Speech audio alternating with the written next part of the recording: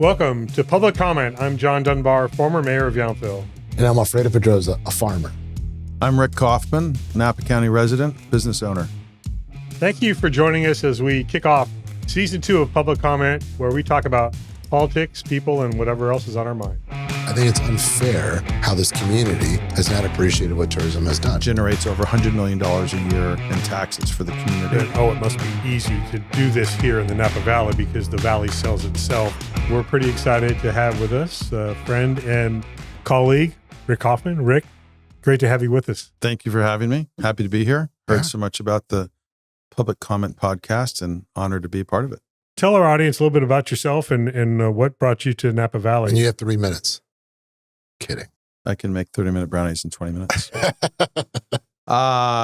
What brought me? My parents. My parents came here in 1974. My father was originally from Kansas. And in those days, where we are here in the Valley, was a little more Kansan maybe then than it is today. But, we had a farm with animals and horses and goats and chickens and geese and ducks. And no way. Been here. Yeah, I was in diapers. So always considered myself a Napan and haven't been able to find a better place to be than here. And I love that. And Rick's so modest because I've had a chance to know Rick, and you're an interesting guy, Rick. And whether it's your car collection or the fact that you own a hotel, and I really hope that you kind of take kind of a deeper dive into that, because I do think Napa is pretty special that we have this lodging community. And you and I supported it, John, when we were on electeds. And I chose not to say former elected because I want to say I'm a farmer, John. I'm about to get into harvest.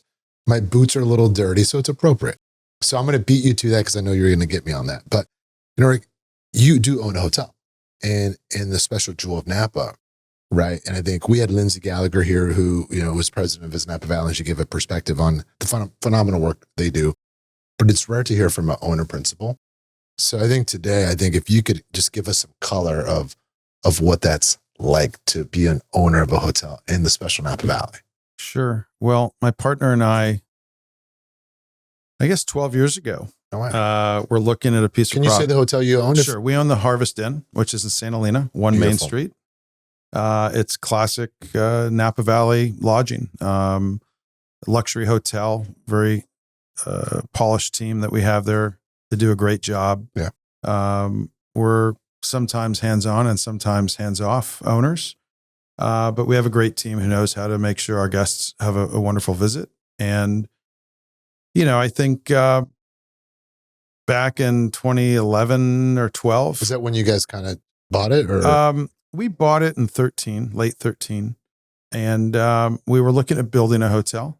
My background is in property and real estate, and his as well. And we were looking at building a hotel nearby there.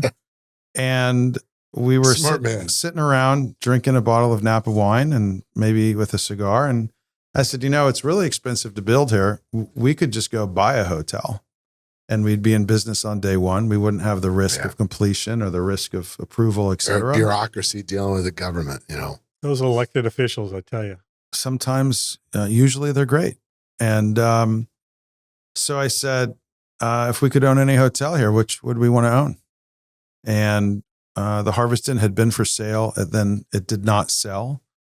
I knew the mother of one of the principals, and I said to her at a lunch one day in San Francisco, I said, you ought to tell your son to sell us that hotel because we'd like to buy it. And we did.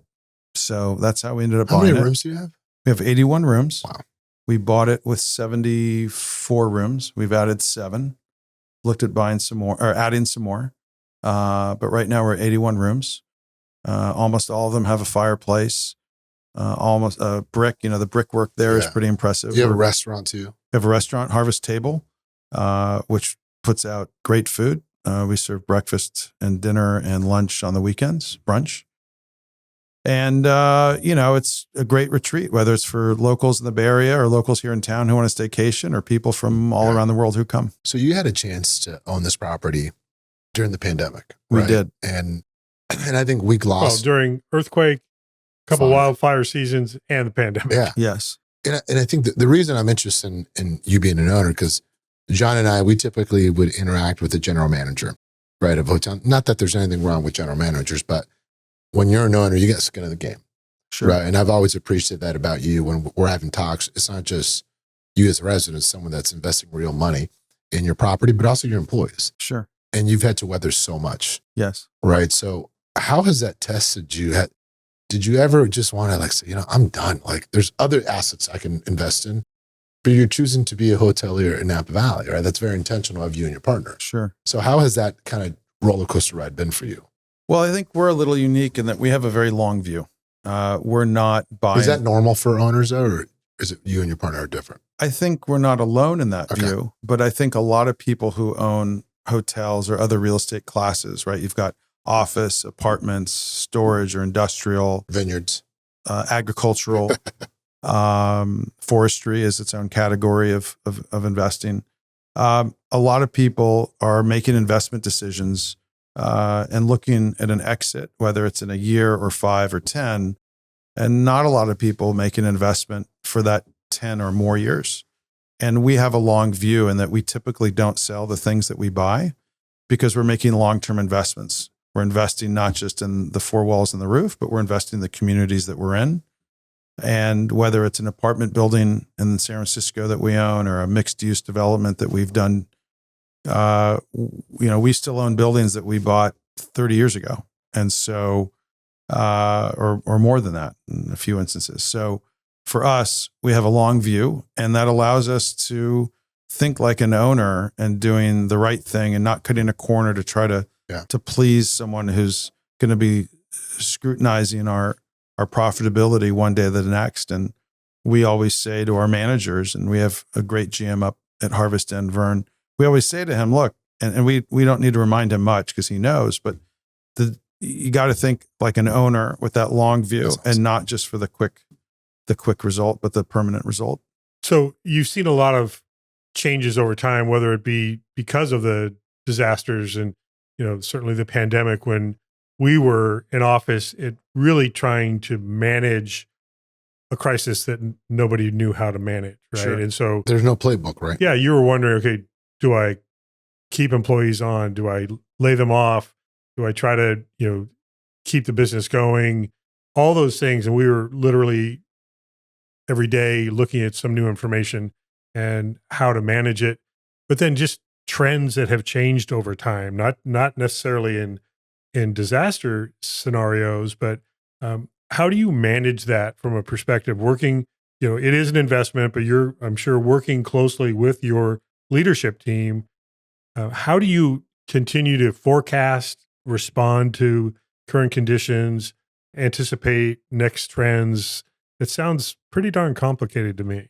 It is, it's a combination of looking forward and having your head on a swivel. We can look at, the pandemic as a hopefully, but maybe not one-off experience. There will be some other unanticipated catastrophe, what we call an uninsurable loss. I think there's more there. But. And then we can look at fire season, which will happen again, happens every year, but whether it happens catastrophically close to home or to our friends and neighbors further away, we have to navigate through that. And like in any business, you look at what's known and controllable and what's unknown or uncontrollable. And so finding the right balance of, it's like my kids when they have a lemonade stand, they go out there and they're selling the lemonade for $1 a cup, and maybe it's $2, depends. I'm just not sure how they make that determination. If they're riding down on their bike from Atlas Peak, it's $3, right? So exactly. But then when the lemonade stand's about to close and they've got, a few extra cups of lemonade, well, suddenly there's a 2-for-1 because they want to cheapen it and be done. For us, it's the struggle of, in the hotel business, the goal is to sell the last room in the market for the highest price. And that's kind of a global view of hotel room sales. For us, it's at what price can we sell a hotel room that works for us and also works for our guests? Because if someone comes and pays a ton of money and they leave unhappy, no one's happy. We have an upset customer who's not going to return. They have a bad taste in their mouth. They're going to tell a friend. Alternatively, if they come and they felt like it was a great experience and it was a fair value, they're going to keep coming and coming again. And, I liken that to any negotiation. There's the one-time barter where I'm going to negotiate to buy your glass of wine. But of course you can go get another glass of wine.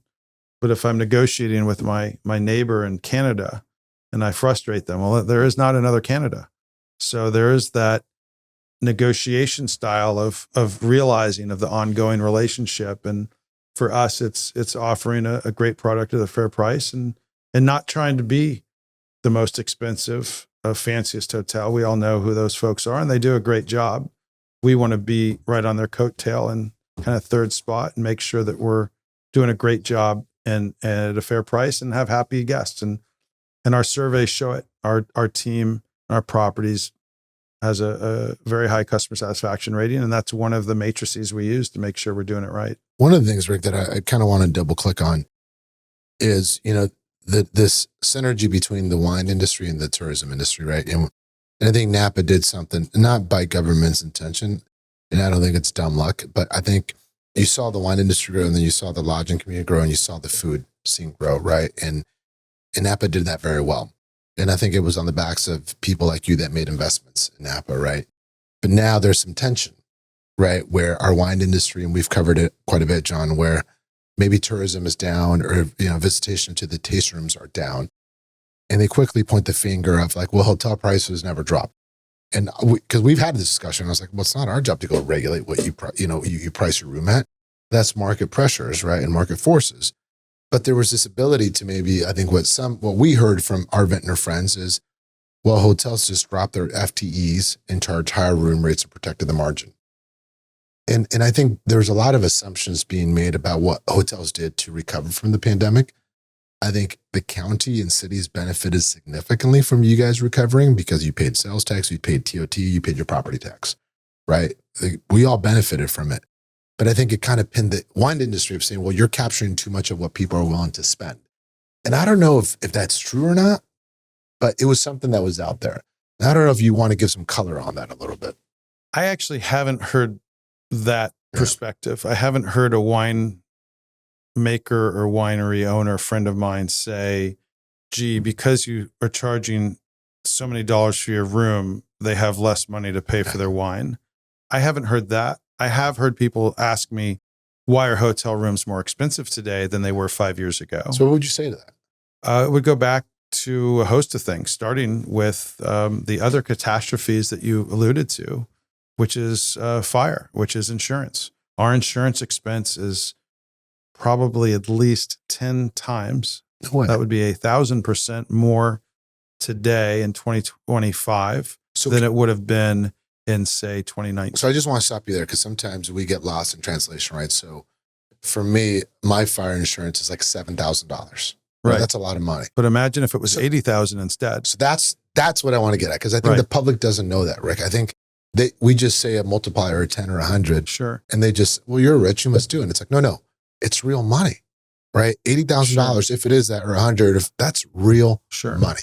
So and that's what happened to you guys. Yeah. I mean, our insurance went from a whole lot of money to an unfathomable amount of money, but we don't get to say, oh, hey, everyone, I need everyone to chip in, or, hey, I need all of our staff to, work a free hour every day so that we can pay more for insurance.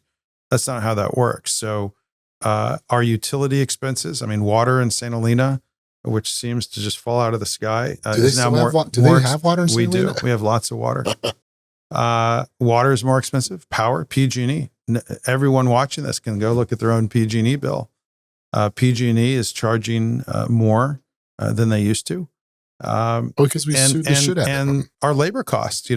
Part of how we positioned ourselves to be successful during the pandemic was we kept as many of our staff as we could because we knew one day the pandemic would be over. And we wanted to have a team in place so that when we were allowed to open, and I have to thank people like the Wagner family and others who pushed for Napa to be able to remain open when others weren't. Napa bounced back much faster than other markets in the world. It took us about a year to find our bottom, and it took us about a year to get back to where we were. And there isn't another destination like Napa Valley that I know of that accomplished that. And that credit goes to Visit Napa Valley. I'm glad you said that, because that's And appropriate. the character of what Napa Valley is. And the leadership there. I think Lindsay Gallagher deserves a shout out. She does. For what I don't she know did. anyone better for the job. I She's completely agree great. with you. And you look at what happened during and post pandemic. How's Lake County doing? I don't know, but I promise you the hills look the same. It's also Vitis vinifera, and they also make wine, and they have some hotels there. Or Sonoma. But they're not doing what we're doing.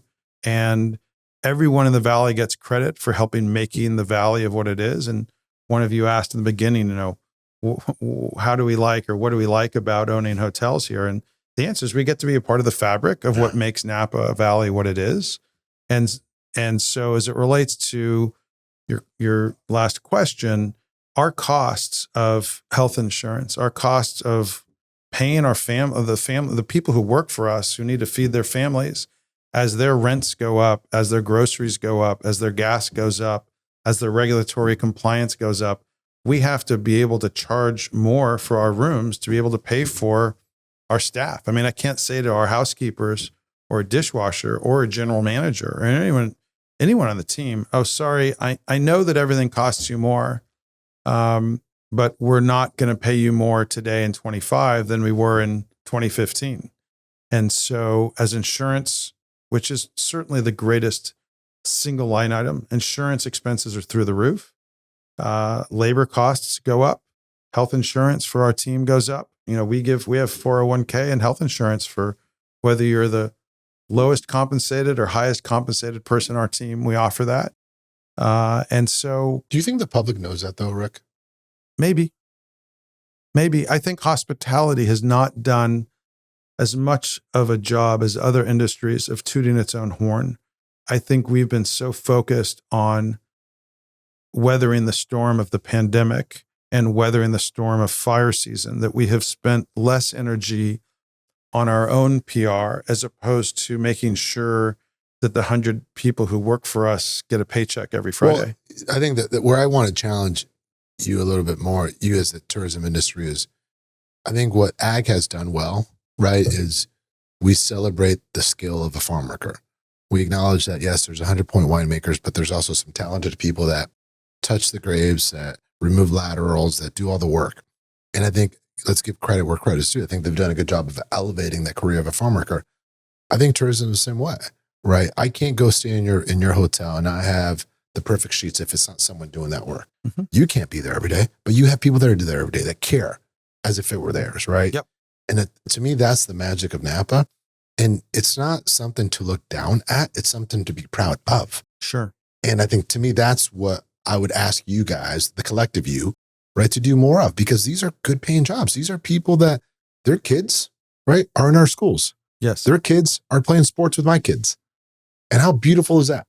Right. Let's be proud of that. Sure. And I think that's something that I just hope, because you're involved, right, in these organizations, that we celebrate that and we promote it and we're proud of it. I do think that it's happening more in some of the other sectors, like the restaurant sector. For example, there is some stature that is attributed to restaurants, especially in the Napa Valley. And so there's a little more recognition there possibly about what it takes to be successful, to be highly acclaimed. Maybe there's an expectation that isn't as fully appreciated, I think, to your point, Alfredo, when you're talking about lodging and hospitality in general, that, it must be easy to do this here in the Napa Valley because the valley sells itself. And it's like people don't really, I think, appreciate the expectation that you have to deliver, like you were saying, Sure. about every day. That guest coming from another country or from another county or whatever, a staycation. There is an expectation that doesn't apply to a lot of other places. You've got to deliver that. Well, the Napa tourism industry is a multi-billion-dollar industry, generates over $100 million a year in taxes for the community. I'm going to drink to that for sure. It's better than the general plan. I'll drink to that. Wait, Cheers. general plan. I'm not drinking to that, John. So we're not, season 2, we're not drinking to the general Thank plan. the Lord. So I think, to your point and question, there is an expectation in the public, I think, that they can watch Gordon on TV yelling at young cooks, and people at home can sit on their sofa and see the hard work that goes into running a restaurant. And we, when I was younger, could see the hard work that went into catching crab or gold mining in Alaska. There, television has brought us into these different industries. There's that show Dirty Jobs. I loved seeing how people or how it's made, to really see how these things are done. I haven't seen one on hotels. Maybe there's an idea there. You guys could use these mics and cameras and go do that. Interview people. But season 3. Season 3. But I think you're right. I don't know that people, why would they know what it takes to execute the perfect room prep? Because in the hotel business, you're batting, it's very binary. If you check into your room and the bed is perfectly made, the carpet is clean, the drapes are straight, the bathroom is spotless, you can even see the vacuum marks on the carpet, the lampshades are spun so you don't see the seam of the shade, the fireplace is clean, the logs are perfect, the box of Harveston matches are right there ready to go. But if there's one little hair that's already in the garbage can, big problem. And so, if that hot water doesn't turn on that quick, people have expectations. If they can't get the slippers out of the bag easy enough. And so the expectations are very high. Nationally, if you all are familiar with Net Promoter Score or NPS, the national average NPS score in hospitality is a 50. We try to remain over 70 or 80, which is swinging for the fences, and we do it, but the expectations are high. And so that's on the consumer side. From the local side, $100 million in tax revenue. I mean, that's what's paying our policemen and firemen and sidewalks to be functioning, our governments to be functioning. And so I think that tourism We're going to have to take a deep dive on this topic, by the way, because I think we all have a lot to say. Yeah, absolutely. I think that there isn't as much recognition that hospitality is paying perhaps as much as anybody or more than anyone in terms of the economic contribution to county and city government. Why? Well, I mean, we got to answer the question. I have to admit, the total dependence on transient occupancy tax when I was mayor of Yountville and what on are you, the council 60, there. over 60% It of was your budget? in the upper 60% of our total revenue, and then over mid 70% when you add sales tax. And that bought our community center, that paid for our highest street index in the North Bay, that paid for our parks and our law enforcement and our fire service. But we know people that don't make those connections to the commitment you make to investing in in Calistoga. 75% of their municipal budget is coming from hotel tax, which means if you want to call 911, don't wait till 6 tonight, because the first 75% of your day is coming from hotel tax. And so I think there are, conversely, St. Helena, it's a much smaller number because we have far fewer rooms in the city of St. Helena. But the community, I think, when you're walking down the sidewalk, you don't see a plaque which says, this sidewalk paid for by the, 100 hotels of the valley. And conversely, to Alfredo's point, we do get a lot of messaging about the pride that we take with our farm workers, the pride that we take with our vintners. The public perception of the vintners is peculiarly different than the public perception of hospitality, which is peculiar because, yes, the vintners are what so many people are here to come see and enjoy, but they're not going to be able to eat great food or drink great wine if they don't have somewhere to stay. But you have a tangible benefit, though, Rick. There's a line item in every municipal budget that's attributed to the success of the tourism economy. It's there. Vintners do, but it's more indirect, right? Because we don't, in our budget, we don't say, hey, the ag economy created this. Now we know what it is. I'm not being dismissive of that. But you have a golden opportunity. And I guess my frustration is we've been talking about this issue for so long, and I think it's unfair. I think it's unfair how this community has not appreciated what tourism has done. And it's people within our circles sometimes, right? And I think that's what has to change. And that's why I'm glad you're here, because what you just said of looking at if the matchbox is aligned perfectly, if the fireplace has the amount of logs, if, if there's the flippers are there, like that level of detail is what you guys have to do 365 days a year. Yeah. And you're doing that, you're paying people, and then you're creating revenue that allows us to fund all this other stuff. And yet this community and some of the electeds, to be clear, are not as embracing. And I think at some point it's like, well, then you don't have to do business here. You can go buy a hotel somewhere else, Rick. But you're choosing. You're very I think intentional. it boils down to education. I think that, if we're delineating between electeds or the population, and sometimes electeds aren't two different necessarily audiences, yeah, two very different audiences, and you don't have to look far to find elected officials who may or may not be truly representative of their population, both in and out of America. I think some are confused.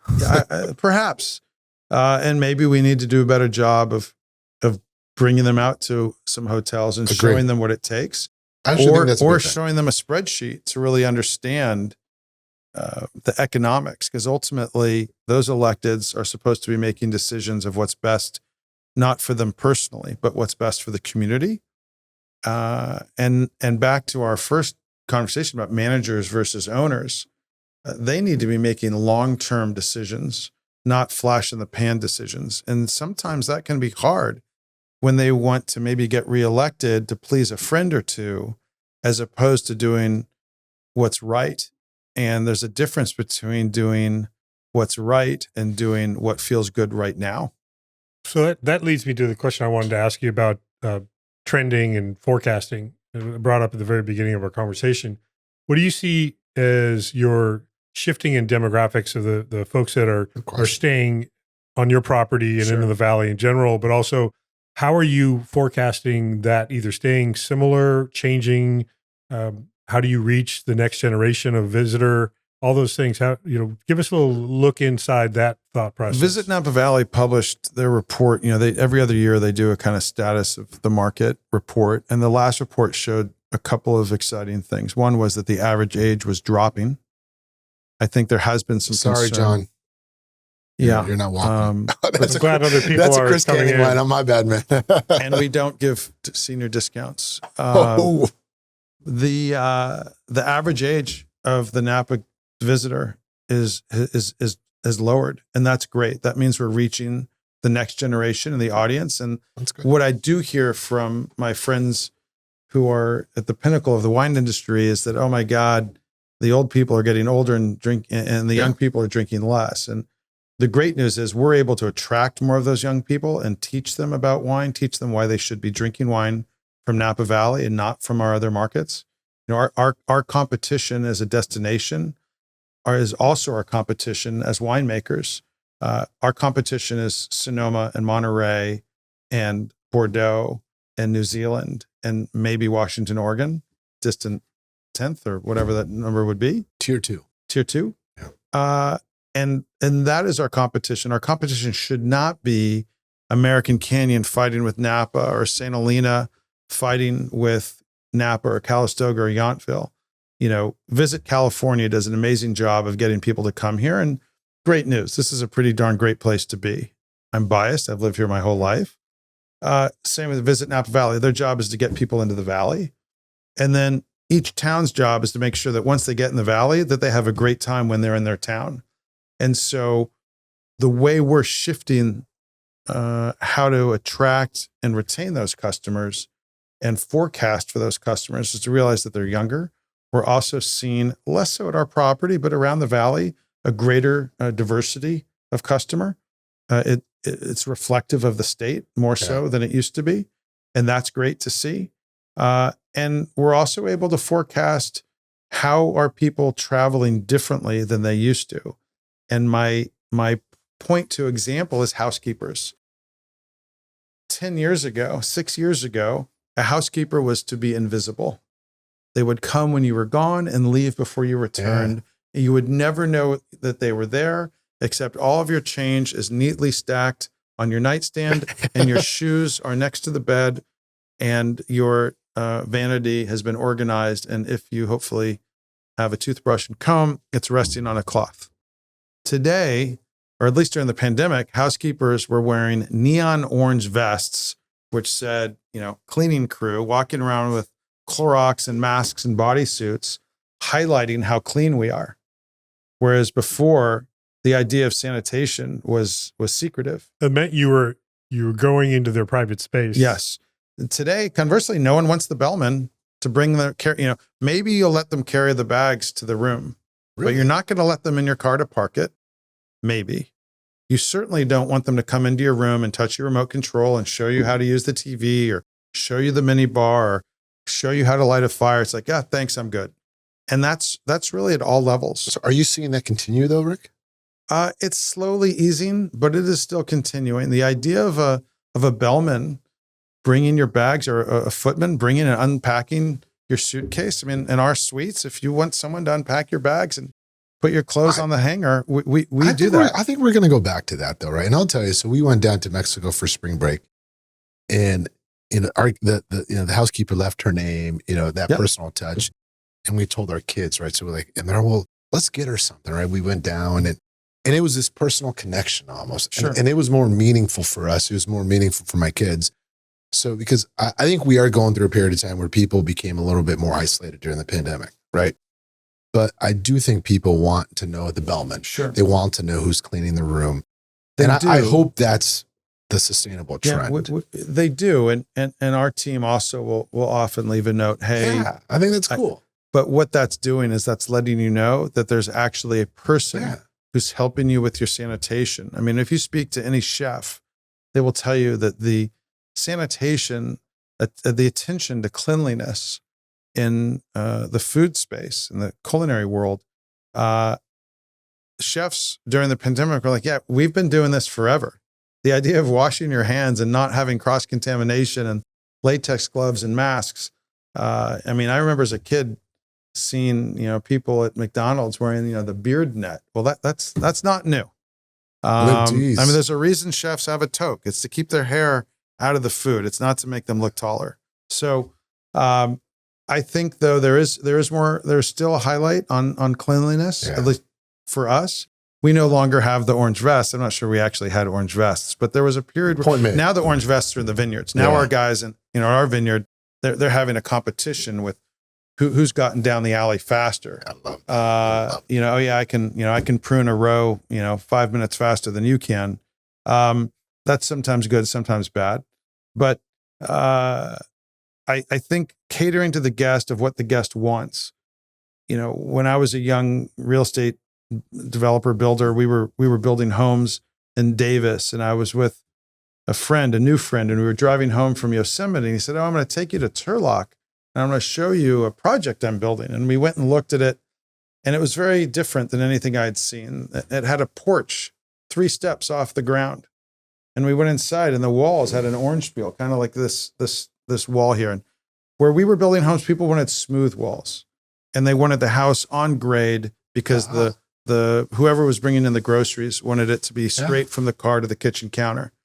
He said, well, here in this community, the community who's living here, they want the porch because they want to sit on the porch and drink a beer and look at the passerbys.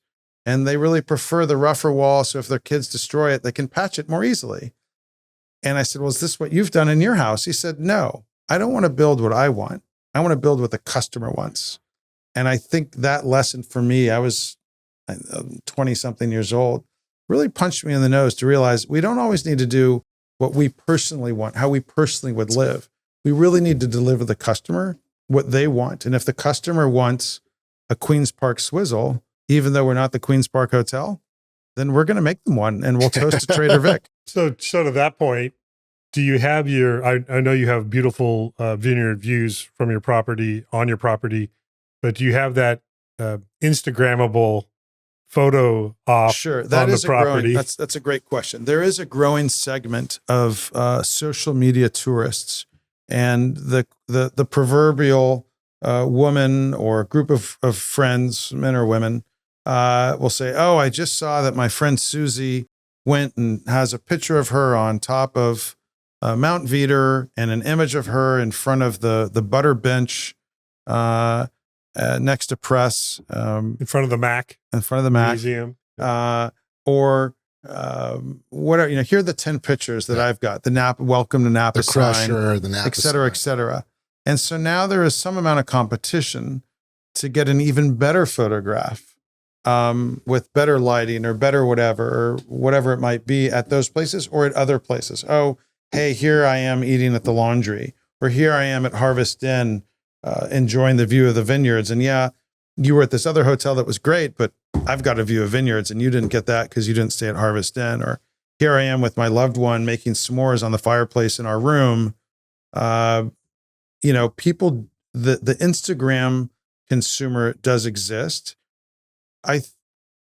I'm at the age where I'm trying to still understand social media and really believe that clicks actually means revenue.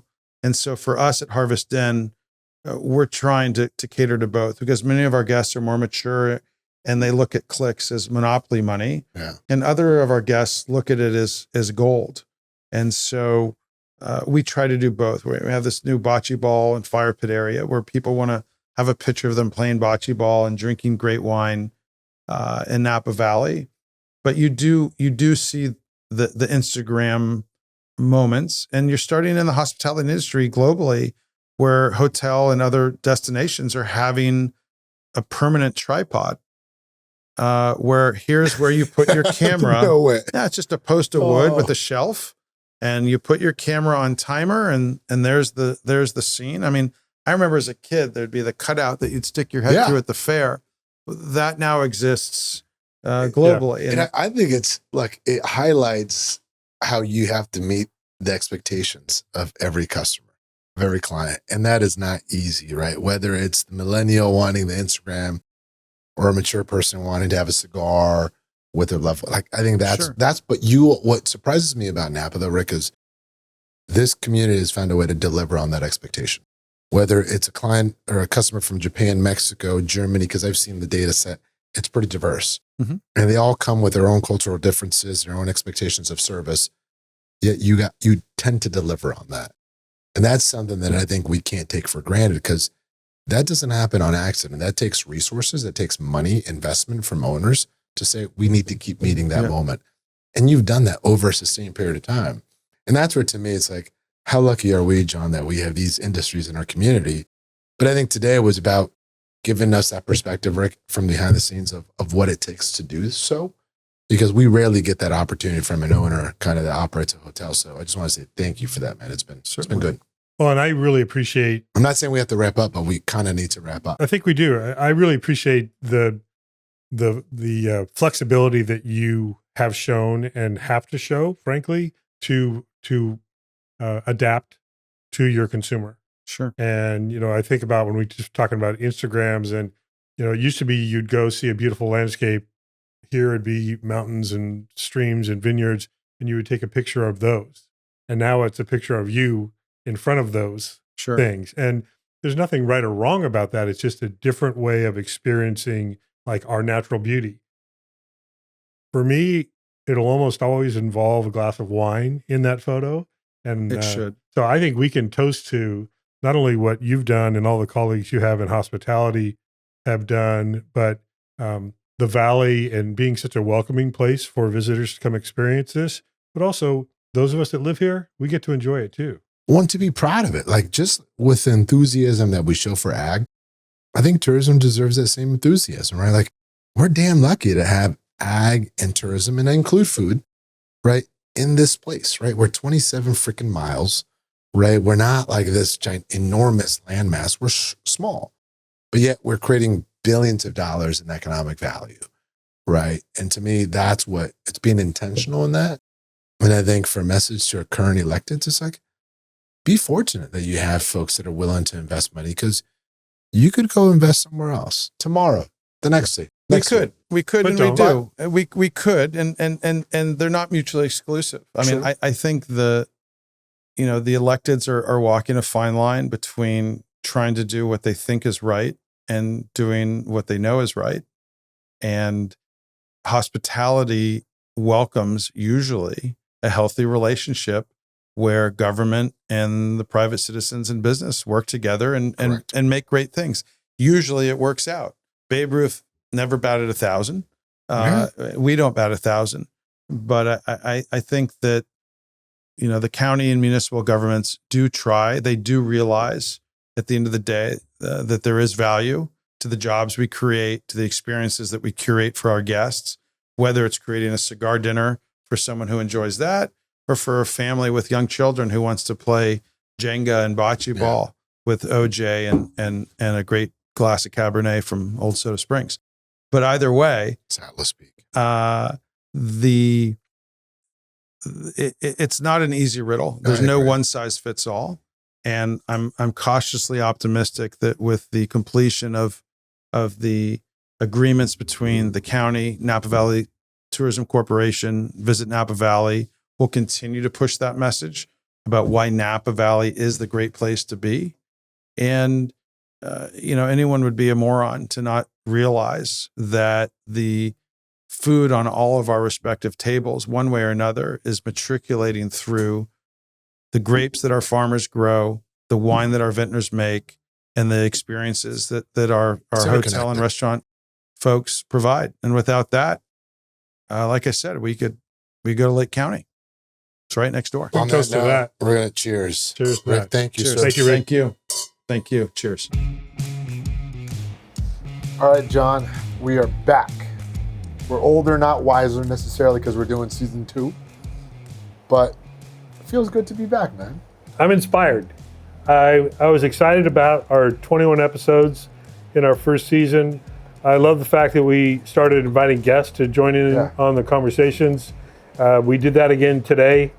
And so I'm looking forward to this next season. I think we're talking about things that people care about. We've had some good feedback. I actually had one or two, I think it was 2 people separately ask, when are you guys doing new episodes? I'm like, we're getting there. Look, I like that people are talking to you. I normally don't like to talk to people, so maybe I'm giving off a vibe or something. But look, I think what we said is we wanted to provide a different perspective to media and information. And we did that. I think like today, Rick Kaufman, right? Talking about being an owner of a hotel in a time when maybe people aren't as appreciative of tourism and like they're investing real money. They take care of their employees. The little details of what he said of caring, like that's happening here. And yet, they're trying to get their contract extended with Visit Napa Valley and the local government is giving them a hard time. It's ludicrous. I can't understand that. They're creating millions of dollars and they're employing people and their kids are here, they're in our schools, they're in our sports. And you got to see it behind the scenes of what a hotel owner does, right? And to me, that's what this podcast is about, right? It's giving those perspectives that you're not gonna get by reading a newspaper or seeing the headline. It's about longer conversations. And I think that is why people are approaching you, not me, you, because they care about the substance of what we're talking about. Yeah, I think it's also on us to really showcase the people behind the topics. I think we did a really nice job of that in the second half of season 1, where we're really personalizing some of the topics that we're talking about and we're hearing about in the Valley. I look forward to doing that more. We already have some guests that are lined up for our future episodes, and I'm really excited about it. Yeah, and look, and I keep saying this, right? We want to do this because we believe in the information, we believe in communication, and even more so now, because some of the conversations we're having today, there's a huge delta, right, between what people consume, right, and what actually happens. And I think that's the opportunity for us, John, is to continue to tell people the truth, but in a way where they understand it, and it motivates them to do something, right? And I just keep seeing that value and that opportunity, so we're gonna keep doing this and having cigars on the porch and good wine. Well, and the From other Napa. thing, the other thing that was kind of funny is I was hearing from folks this last month say, "Are you gonna talk about people? Are you gonna get into the dirt and all that?" And we've said all along, it's like that's not really what we want to do. We want to talk about things that are important, but we want to do it in a kind of a smart way, in a fun way. We want to have a good time. We want to entertain people also, but we want to educate people. And you know what? If you want to go on social media and go down the dark rabbit holes of anger and frustration and all that, those platforms exist. Yeah. We're not doing that. Well, look, as fun as it would be to name names and go down. Very those tempting. It is very tempting. But then we would be no better than that, right? And I think what we said, the reason why you and I are taking time out of our day is to create a communication, opportunity and platform where people are informed. It's our perspective, right? We are putting our thumb on the scale, just trying to create. But it's up to the receiver to do what they want with it, right? We're just not going to sit here and be one-dimensional and say the world's ending tomorrow, like some of these folks are. We're providing you information, do what you want with it. But Napa is better off when people are informed, and I think that's our quest. And I know that you won't read them, but I will, and I'll tell you about them. I still invite people to share their thoughts and comments and maybe even topic ideas on publiccommentnapa@gmail.com to let us know what they think. We did get 2 hate emails in season 1. Let's see if we can bump that up a little bit and make sure that the folks that are hating on us, as long as they're still watching and listening, I think that's a win. I'm glad they're listening. I would just say, be part of the solution. Stop the hate. Cheers to that. Cheers.